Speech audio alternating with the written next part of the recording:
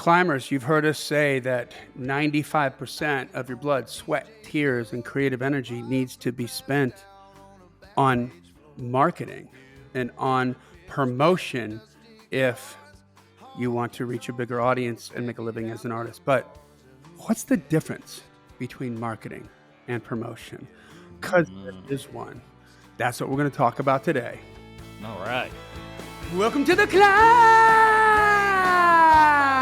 This is a show dedicated to helping singers, songwriters, and indie artists like you create leverage in the music business. That's the name, C.L.I.M.B. See what happened there? Creating leverage in the music business. That's brilliant!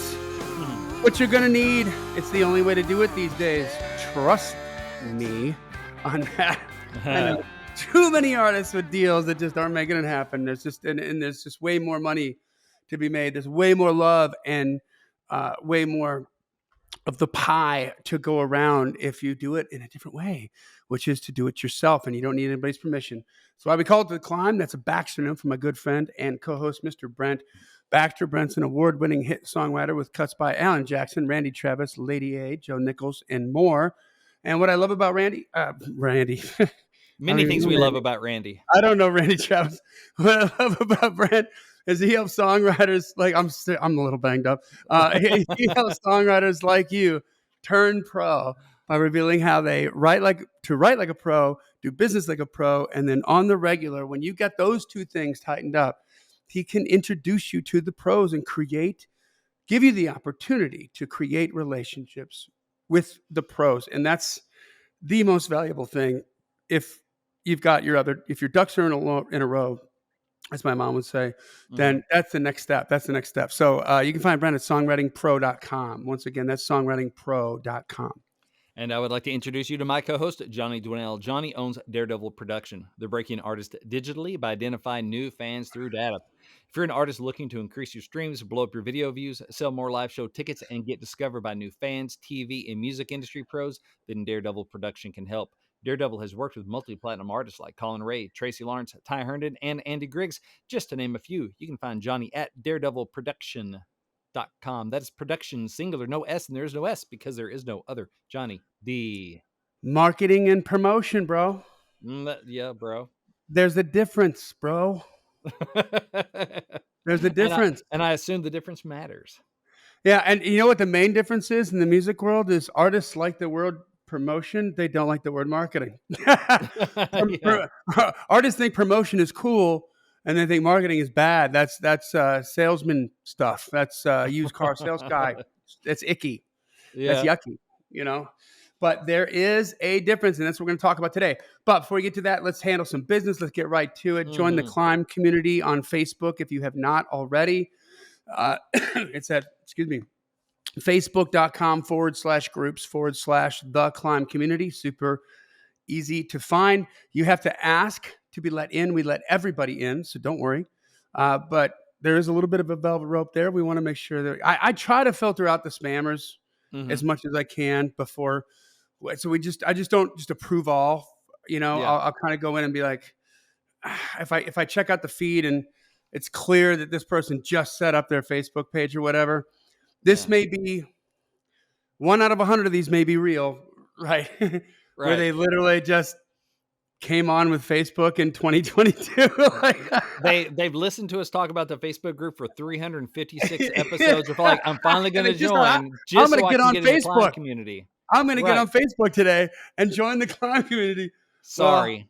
Yeah. Hit us back and leave a comment. Yeah, sorry. Yeah, if you're legit, yeah, you can email me at info@daredevil.com. Like, please let me in. I swear I'm not spam, because that's how all the hookers look on Facebook. That's how all the spammers look on Facebook. You know, everybody has that brand new account that just got started or whatever. Yeah. So I try to filter them out. That's the only reason we make you ask. Okay. Yeah. But listen, we got a place. We want to hear from you. We want to hear about your gigs. We want to hear about your wins. We want to hear about your new music that you just released. And there is a post every single week that you can put these in on a comment. So we keep them organized. And trust me, this is where you're going to get the love. Where you're not going to get the love promoting yourself. Promoting. Self-promotion. Is on the feed. The feed is for everybody. Okay, Yeah. and we encourage you to add to the feed, but just make it for everybody. It shouldn't be about you, right? It's going to be about everybody. So if it's some news article, if it's some amazing Helpful. thing that you just heard happen, if it's a joke, it's funny stuff. Mhm. Like and anything entertaining is cool. I do that kind of stuff all the time. If I see a cool reel, I just Mhm. put it in the. I think it'll make people laugh. I'll put it in there just to add some content. But Mhm. we got places like Wednesday Wins, right? New Heights, we call it New Wednesday heights. Wins. Yeah. What do we got going on there, Brian? So actually, this one has not, I don't think, even had time to hit the new heights today. I got an email from American Songwriter today, our friends over at American Songwriter magazine, Really? announcing the winners of the January-February 2023 lyric contest. Oh, well, let's click on that. The official winners have been announced. Congrats to all the winners and honorable mentions. First place goes to Tracy Richardson for her song Woman in Black. Read her story, all the winning lyrics, and more below. So that's right, Tracy Richardson of The Request, Climber, I was gonna Songwriting Pro say, member. I thought you were gonna say The Request, like she won for that. I'm like, no freaking way! Like, No, this because then this I is was gonna take all that credit or part of it, my damn self. But so we are proud of you, Tracy. First place yeah. in the lyric contest, and so we're proud of you. So definitely keep on climbing. So that just came out this morning. Hadn't even had time to hit the Facebook page yet. I don't think. Oh So. my God. Well, she better hit the Facebook page.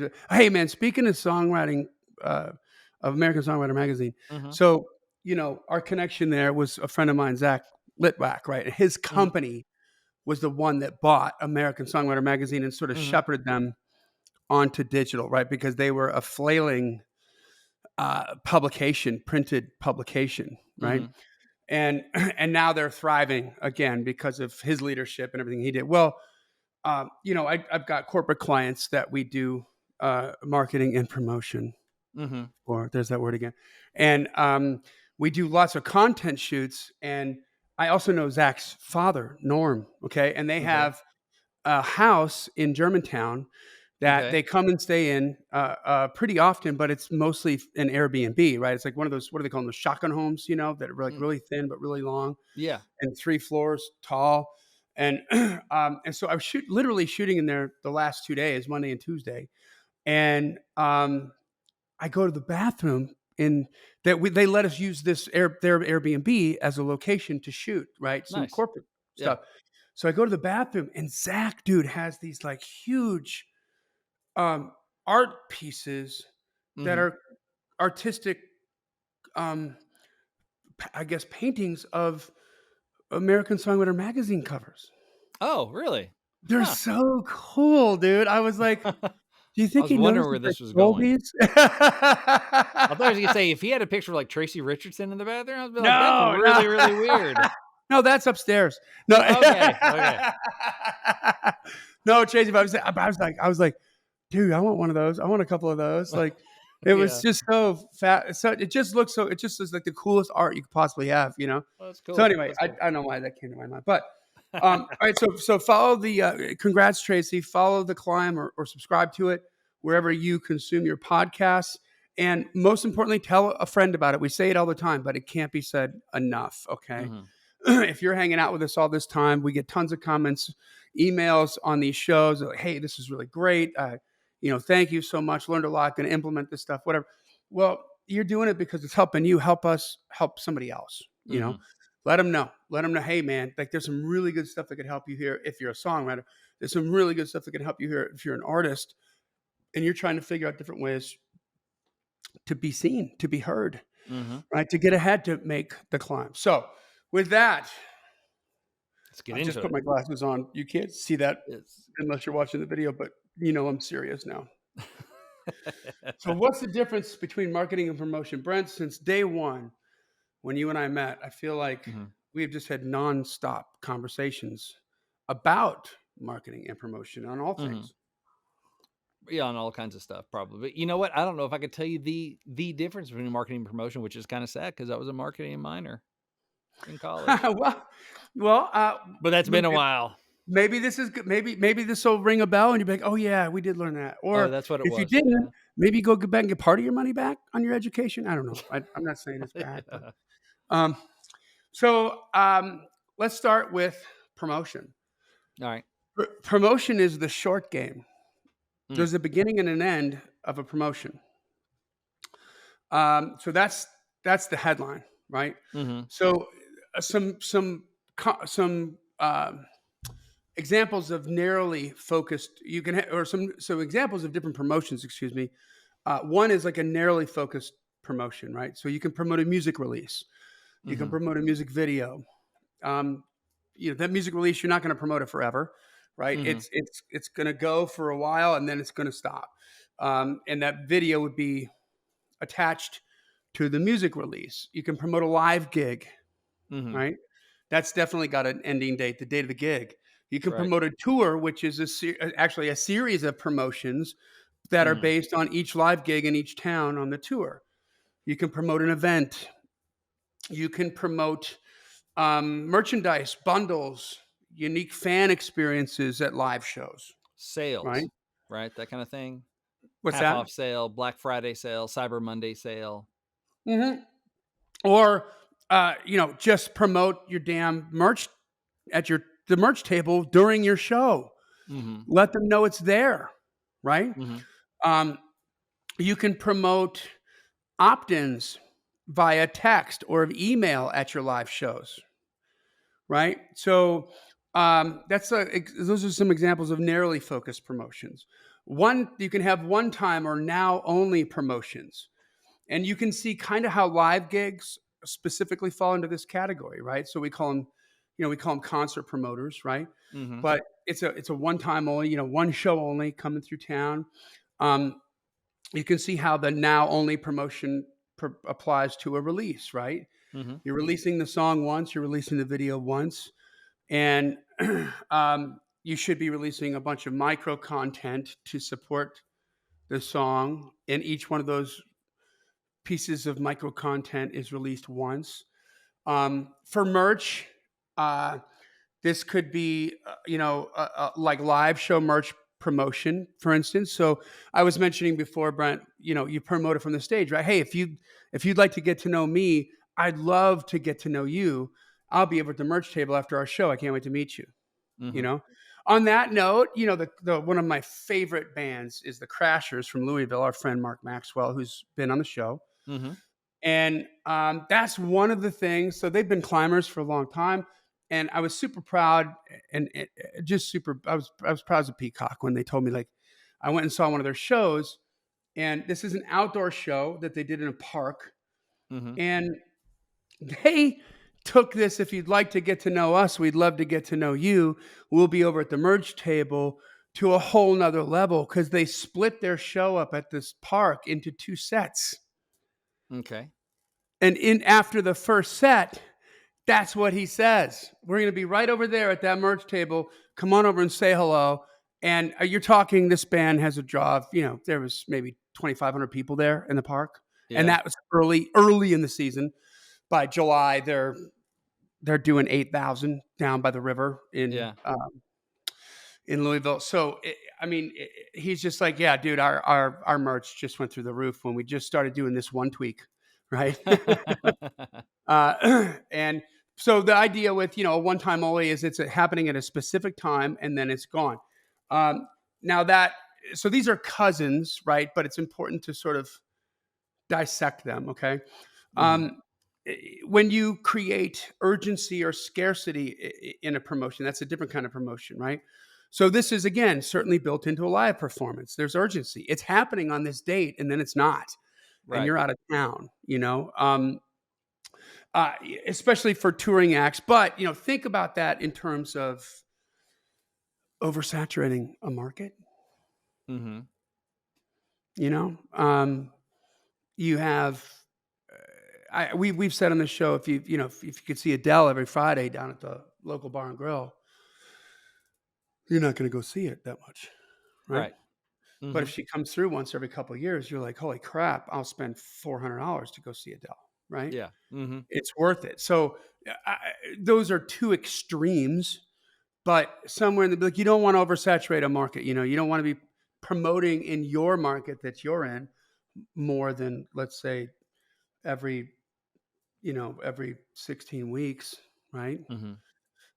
um, every 3 months. That's enough to make it that event and to create the scarcity that makes it special, right?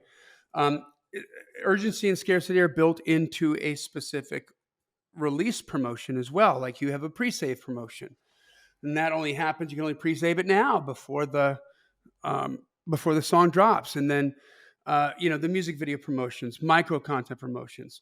It can be built into a tactic you'll use to blow out, to your point, Brent, old merch inventory at a super low price, Mm-hmm. right?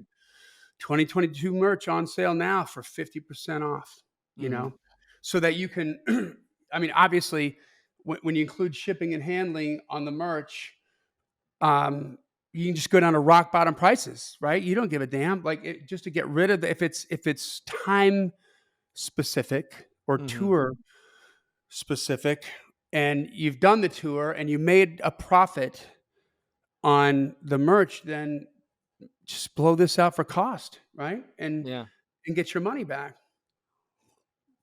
Um,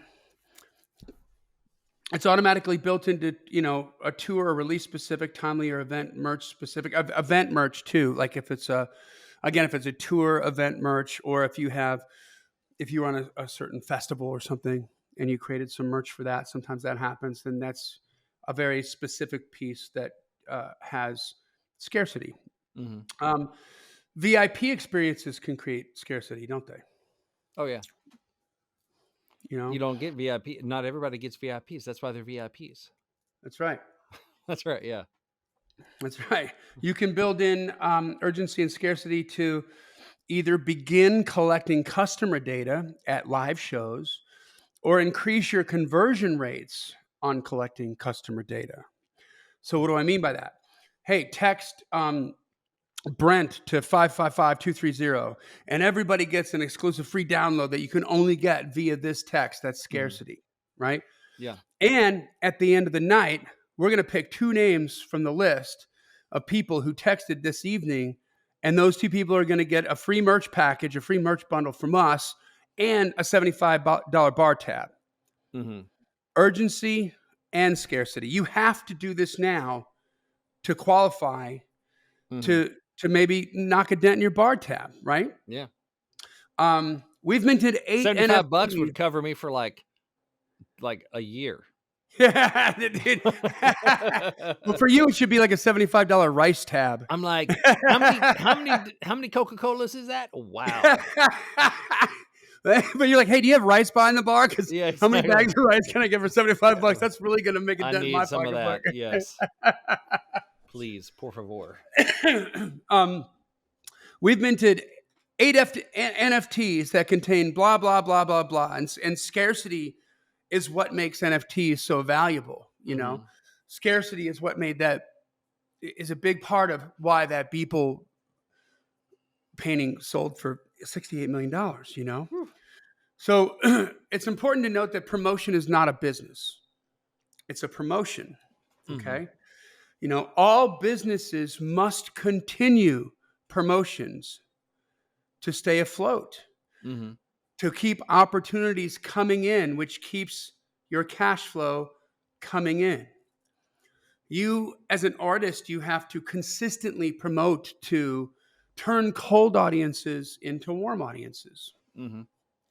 right? Remember, it may take a cold, targeted consumer, so somebody who's never heard your music, but if you're a rock artist, you're targeting people who like rock music, that like rock music, or maybe even a more focused target, like maybe love a certain kind of rock music, right? 70s rock, 80s rock, metal. I mean, there's all kinds of subgenres. Maybe it's a specific subgenre, but it may take that consumer 6, 7, or more touches Mm-hmm. to finally give your music a chance. Thus, the need for consistency, right? For promotion, for constantly promoting. In other words, some consumers will need to see your promotions in their feed many times before they finally click it to see what's going on, which is the moment where your promotion works and they convert to give your music a chance, Mm-hmm.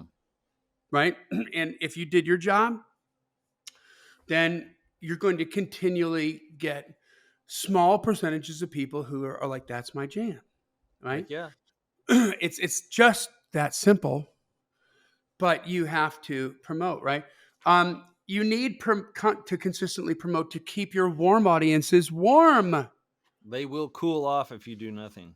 Oh my gosh.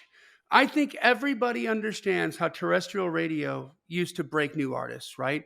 And Hmm. side note on that, just for people who think like, marketing and promotion is icky or yucky or intrusive, it's interruptive is the word. And Hmm. every single, it's always interruptive.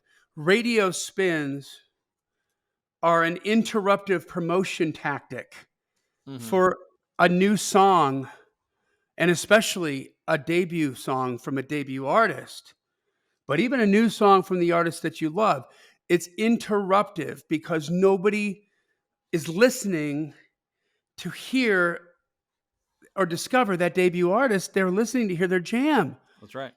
And you're keeping me from getting to what I want by spinning this crap right here, which is your song, right? Yeah. Until I hear it enough times and I'm like, oh, this is really good. Yeah. I actually like this. So it was the consistency of rotation that finally got the cold, that finally turned the cold music lover into a fan of that particular artist. It was the consistency of the rotation of a competitive song, of a good Hmm. song, right? That's And a right. competitive recording. Um, what so many artists and industry people forget is how good terrestrial radio was at consistently reminding current fans that this particular artist has new music out, Hmm. right? We forget that. And so rotational format programming constantly exposed current fans to an artist's new music, right? Hmm. The new stuff that's coming out. So radio spins, that's promotion. You're promoting that single on radio. You need to be promoting your music on digital, right? And Hmm. consistency is what rotational format programming was, wasn't Yeah. it? Right? So you need to consistently promote to turn your warm audiences into super fans. Hmm. So just going through all this, I love having this conversation because it's we're not telling any climbers right now something that they don't already know. Yeah. But when we break it down like this and you just start to see how the cogs work, I mean, Hmm. do you see how all the music that you came to love growing up, the music that made you want to become an artist, do you see how it was always promoted to you? Hmm. Okay, so let's talk about marketing. Marketing, the elevator pitch, that's the long game. Hmm. Okay, and side note, all marketing is initially interruptive. Yep. You have to interrupt somebody's attention to turn them on to something new. And anytime and every time that you purchase anything and everything, it is because you are aware of it. And you are aware of it, which sounds so stupidly simple, but people, you know what I mean? We think about marketing, we're like, ew, gross. It's like dirty Hmm. salesman stuff. But man, you forget about the marketing when you purchase something and you love it. I mean, the only time you don't buy something without being aware of it is when your kids get a hold of your phone or your credit card. That's right. That's right. And yeah, then you're screwed, right? You're like, what? You get the bill and you're like, what the hell Like is this? Oh my Hazel, God. Hazel has renewed our Netflix subscription before, right there on the Roku. Just like boop, boop, boop, boop. They make it super easy. And we're like, we have Really? Netflix Thanks, for the next Hazel. month, I guess. So, um, here's another example of an interrupted marketing. Before you became loyal to your favorite airline, they created the reward points marketing system. Hmm. And then they promoted it to you by interrupting your viewing experience on TV, your listening experience on the radio, your reading experience in a magazine, Hmm. etc. Magazines, not for nothing, were created for one purpose and one purpose only. We always had newspapers back in the day, Hmm. way, way back, long before our time and long before, my grandparents' time. It was newspapers. And then all of a sudden, we had the Industrial Revolution. They started making mass quantities of stuff because they're like, hey, if we can make a profit selling ivory soap one at a time, then imagine what we could do if we made 40,000 of them at a time. Mhm. Sell them for the same price, make more money. And so, how are we going to do that? Well, we need to put this in front of a lot of people. Hey, let's create a magazine, put a bunch of ads in it, and then figure out what kind of crap we need to put in between the ads to keep people interested. Right.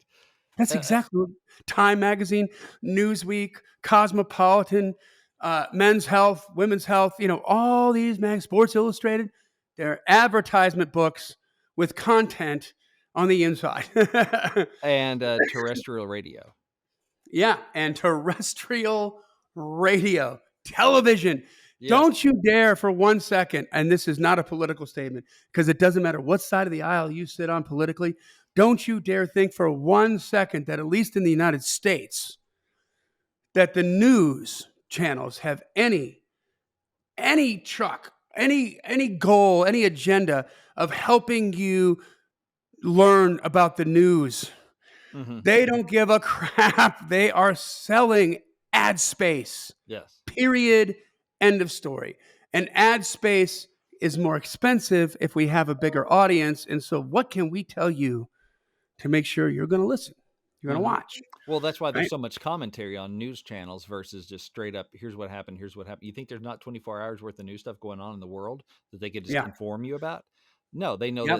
that, if somebody's having an argument with somebody or giving spin or feeding you red meat or blue meat, that Yeah. you're more likely to tune in to hate watch Red meat or or blue to meat. what. Yeah, I see what I you want to did there. be bipartisan here. That's That was because good. it gets better ratings. It's not about That's right. informing you. Anyway. If it leads, if it bleeds, it leads, right? If it's going Hmm. to scare the living crap out of you, Yep. that's the top of the newscast Hmm. on both sides of the aisle, because that's what's going to do what? Ensure we have a bigger audience, which is going to what? Make us more revenue on what? Ads. Yeah. Okay. So, back to just a reward points marketing system. That was a marketing system that they created, and then they promoted it to you by putting it in front of you. Okay. But then what did you have to do to qualify for the rewards points? You had to sign up, right? So they have your Hmm. email address. Oh, yeah. And when was the last time that you saw an airline ad on TV? They're rare. It only Mm. comes from either a new airline or an airline that's seeking to expand their market share, aka market share is equivalent to customer base, aka fan base, right? Mhm. So this is a term that Ray Edwards uses, calls it the law of the farm, right? There are seasons on the farm and there are seasons in your business. There's a season to sow the seeds. There's a season to cultivate the plants, water them, care for them, grow them. There's a season to harvest the crop, and there's a season to enjoy the fruits of your labor until the next sowing season comes around. That's winter, right? Mhm. The law of the farm is a long-term game, just like marketing. You can't wait until 2 weeks before the harvest and say, "We're going to plant real quick and get a harvest." Right. It won't work. And your music farm is exactly the same. Okay. Marketing offers value first. Brent, how many conversations have you and I had? We tirelessly work, both of us, to find new ways to provide value Mhm. to people so that they can get to know us and like us and trust us. Mhm. We're so good at it. We should do a podcast, bro. Yeah. Have you Now, ever one thought thing about that? I would take exception to with that is the word tirelessly. I am often tired, but I get what you Yeah. mean. Yeah. We're tiredly, Working we're tiredly consistently. creating content. Yeah, right now, literally, I got in last night at like freaking 2 o'clock in the morning, Mhm.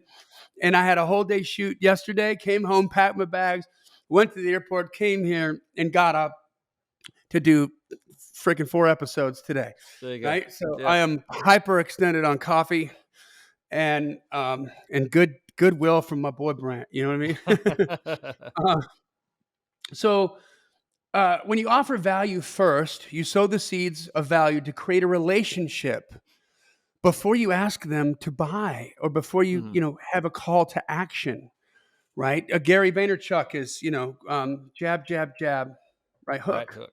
Yeah. right? So on digital for music promotion, that's giving audiences something familiar or something they can immediately relate to, like a cover song, Mhm. like a mashup, humor, Mhm. and entertainment that's not your new song, right? This Mhm. could be a story, a collaboration with an artist that the consumer is already familiar with, Mhm. right? These are huge, huge, huge things. On a digital platform, this is pushing consistent content and micro content for each and every release, right? Micro content is easily consumable and entertaining because you know what? If it was marginal content, I wouldn't give you 3 minutes of my time, but man, I'll give you 20 seconds Mhm. before I realize it's marginal, you know? Yeah. So it's forgiving, right? Mhm. And there's more of it.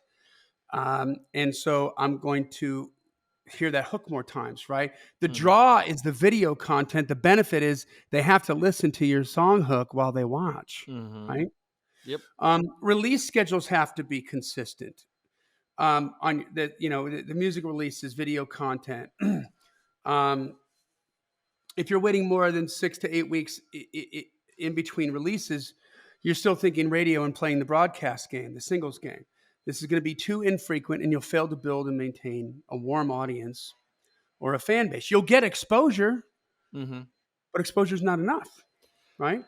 If you think one viral video is all it takes, you're sadly mistaken. 99.9% of all the contestants on The Voice, on American Idol, on America's Got Talent, do not have a marketing plan to support the massive exposure they get on these shows, Mhm. and they fade away into nothingness in very short order.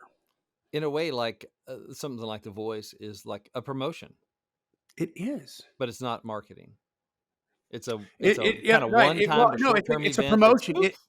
You're right. It's a promotion that is almost always not backed by a marketing plan, Mhm. right? It's this huge promotion that's not backed by a marketing plan. And so then when the promoting stops, like I said at the beginning, you got to be promoting all the time. Mhm. And so when the promoting stops, then your marketing stops. And then you expect people to still remember? Yeah. They won't. They won't remember. Coca-Cola knows they won't remember. Yeah. They're way beyond you, man. You'll never get to Coca-Cola level. Let me tell you. Garth Right. Brooks can't get to Coca-Cola level of brand recognition, Mhm. and Coca-Cola still spends a truckload of money, billions every year, on what? Marketing and promotion. Why? Mhm. Because they want you to think of them when it's time for you to get a soft drink. That's right. So, a viral video or an opportunity to succeed on a TV talent show is great exposure. It's awesome, but it's virtually worthless without a plan to capitalize on the exposure while it's happening, if you're allowed to, or Mhm. immediately after it happened. And, yes, plenty of the TV contestants created amazing opportunities. They got record deals. They get to work with high level industry people because they got this exposure. And so it feels like they're climbing that ladder. And you can say they are, Mhm. right? They certainly took a couple rungs up the ladder. But those industry people, guess what? They got the exact same freaking problem: marketing and promotion. Yeah. So now maybe your product's better. God Mhm. bless. You've got great products. Still same problem. Who's going to know about it, right? Yeah. So how many names do you know that have broken after the show, right? With all the big hitters supporting them, how who how many there's out of all the contestants of all these shows in the last 15 years of them being on the air or more, I think what American Idol's been on since what 2004 or something like that. Yeah, It's almost maybe even 20 years. before. Well, yeah, maybe something like that. I'm trying to think. Carrie 2002. Underwood, right? Was Carrie Underwood season Yeah. one? So, although just think of all the American Idol seasons and just take the top freaking 10 Mhm. times. 18 seasons. That's 180. Who do you know? Very, very few of them. Mm-hmm. Very few of them. So, in a live gig, it's a marketing tactic that creates a successful promotion. I mean, well, and just thinking, why do I still remember Carrie Underwood? Not because she was awesome, and she's awesome. She's a phenomenal vocalist. She kept putting music in front of me and videos in front of me, right? So Yeah, that's still the only because reason I there remember was a her. marketing plan and a promotion plan that worked, and yeah, we became familiar with her on the show, but she hasn't stopped releasing music since then, has she? You're right about that, Brent. Kelly Clarkson. You mean Yep. I'm not a big pop listener, so I didn't watch her season of Idol or whatever it was. But you know what? I'm aware of her. Why? Well, she's on The Voice now, and she's on other stuff. She has or at least did Her have a own talk talk show. show. I don't know. Yeah. I don't watch them, but it's enough that I haven't forgotten about her. It keeps Yeah. popping up in my peripheral, my You awareness. know who she is. I know who That's she right. is. Yeah. You know who she is. So in a live gig, it's marketing tactic that creates a successful promotion. So giving away a free exclusive track for anybody that opts into your text capture, device ID capture at every show, that's marketing. Mm-hmm. Encouraging people to opt in during the show, that's promoting. Mm. Okay. Offering a free merch package to a lucky winner that opts in is a regular marketing tactic that is embedded in your text capture promotion strategy. Get it? Got it. Creating promotion content to show you're opening for a name brand artist is marketing. Pushing that out to a warm and cold audience is promotion. Get it? Marketing is systematic. You systematically create all new artwork for each and every release. You systematically install the new artwork on your social media headers prior to each release. You systematically upload your releases to your aggregate distributor 6 to 8 weeks prior to the drop date to optimize your exposure and revenue making opportunities on the DSPs. Let's talk about a marketing system. Mm-hmm. They should be mostly automated, or they should feel automated, like in the sense that you're tying your shoes in the morning is automated. Yeah. Not having to devote a lot of thought to that. A lot of higher Yeah. level So, function. you have to do the work to set up, let's say, a text capture marketing infrastructure, right? You've got to pay a fee, and it's minimal. I think it's like $10 a month or something for a keyword. Okay. But it automatically delivers a free exclusive download to the fan, and you automatically get their device ID and their phone number. You don't have to ask for all of that crap afterwards. You just have to give them something, give them a reason to do it, right? Yeah. A marketing system brings in a steady stream of affordable prospects / fans, right? You have to realize why you need a steady stream, because there's churn. There's always churn. Brent, you have new people all the time coming into Songwriting Pro, and you have people leaving Songwriting Pro every single month. Yeah, happens. They've gotten what they needed from you, and then they leave, right? Some of them just will never leave. They just enjoy the hell out of it. God bless. But there's always churn, Yep. and people will get bored of you as an artist or move on to other artists, but some will stay if you're always in their face. What were we just talking about with Carrie Underwood? Yeah. You will have fair weather fans, and you will have, diehard or super fans. Artists' relationships with diehard fans can shift gears, right? So I look at this in terms of like my besties' relationships, like with like my homies that I grew up with, Mike Ansovic, Kurt Vorbrick, Brian Sifferman. These guys I grew up with, I've known them since the 5th grade, and we've been thick as thieves, right? So after high school, and Mike and I started our first band together in like 7th grade. He's the problem. It's his fault, right? It's his fault that I am who I am, largely because he's the first time he came over to my house, he had an electric guitar, and so keep in mind, this is like 7th grade, right? So he's got to be maybe 70 pounds or something. He was just this tiny guy with this huge PV wooden guitar that weighed more than he did. And he didn't even have an amp. We just plugged it in the stereo, and I was just Yeah. like, "This is the coolest thing I have ever seen in my whole Yeah. life." Like, "You will be cool forever."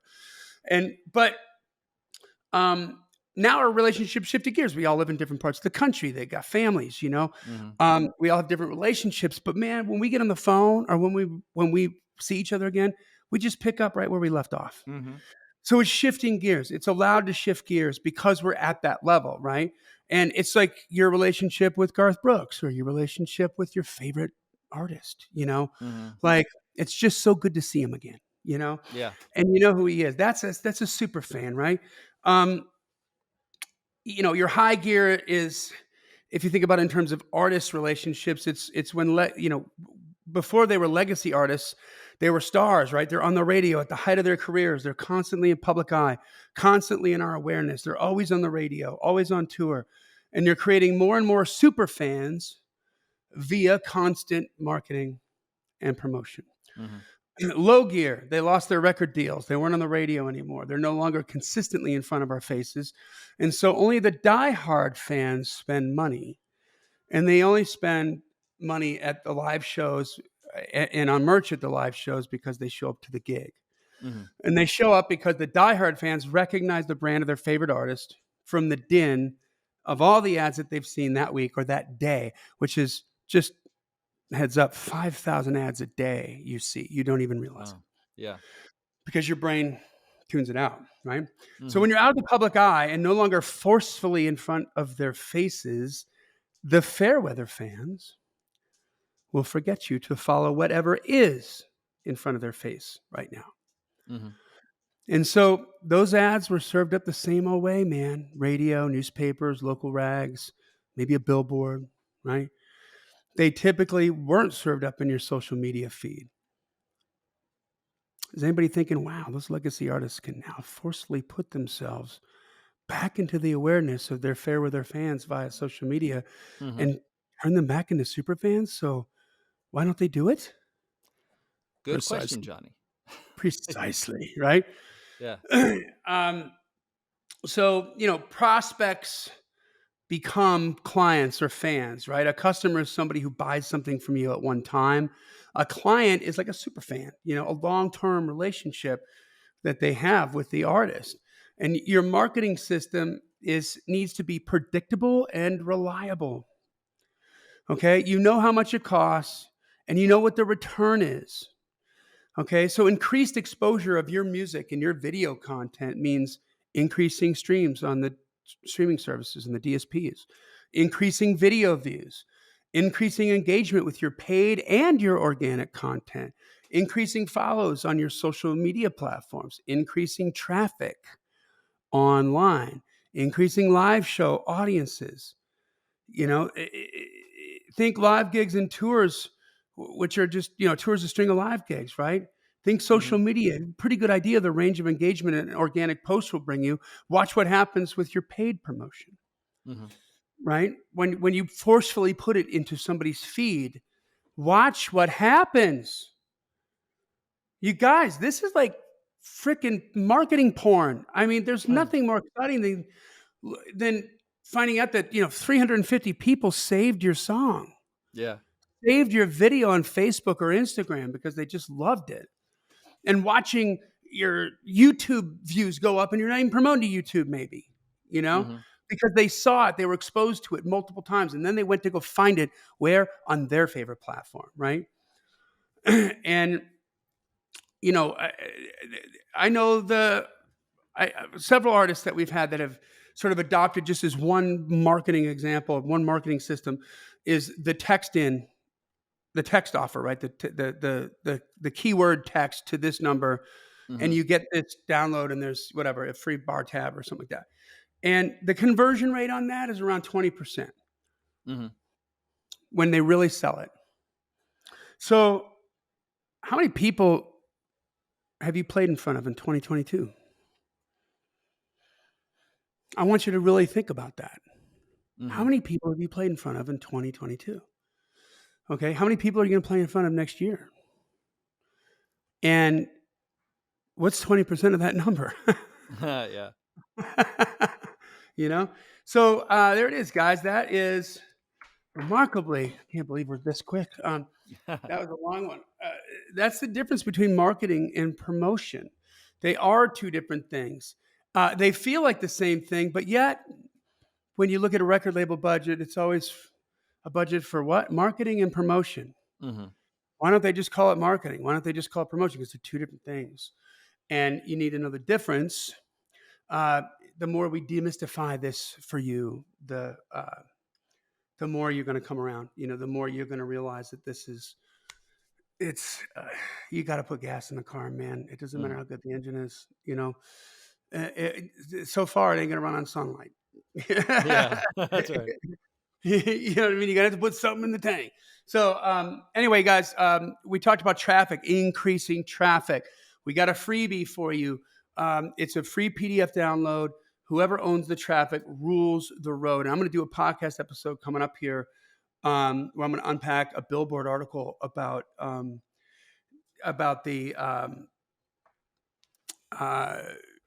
the sales numbers between Taylor Swift's version of Red and the original version of Red, and that Scooter Braun purchased. Mm-hmm. And y'all, it's Taylor Swift owns the traffic. It ain't Scooter Braun. Yeah. It ain't the record label, and she just proved it. And you're gonna freak out. So that's what this PDF download is going to kind of bring you into, thinking this way. You have to understand the game so that you know what the playbook is and why the playbook makes sense, right? Mm-hmm. You're smart artists, you're highly intelligent artists. You need to know why it makes sense. This is going to help connect a lot of the dots at 30,000 feet. Go to giftfromjohnny.com, JOHNNY, and just tell us where to send it. Giftfromjohnny.com. This podcast exists because we want you to win, so keep on climbing. We'll see you at the top.